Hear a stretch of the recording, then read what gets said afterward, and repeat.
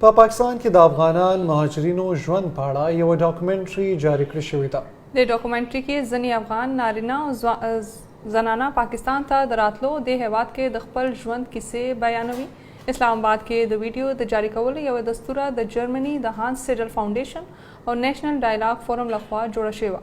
د پاکستان په مختلف سیمو کې اوسیدونکي افغان کډوال د پاکستان او د خلکو مننه وکړه چې ورته هرکلی ویلي دي. هغوی ویل افغانستان کې په تیرو 43 کلونو کې د حالاتو له کبله هغوی مهاجرت ته مجبوره شول. افغانستان کې د پاکستان پخوانی سفیر منصور خان دستور ته خپله وینا کې د خلکو د ډیر تګ راتګ حمایت وکړو.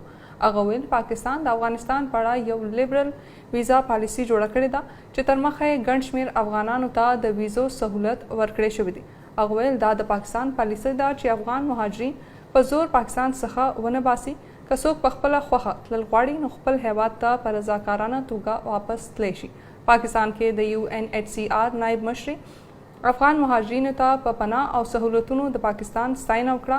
هغې ویل پاکستان په نړۍ کې هغه یوازینی هیواد دی چې د ټولو زیاتو مهاجرینو ته یې 43 کلونو کې پناه ورکړې ده.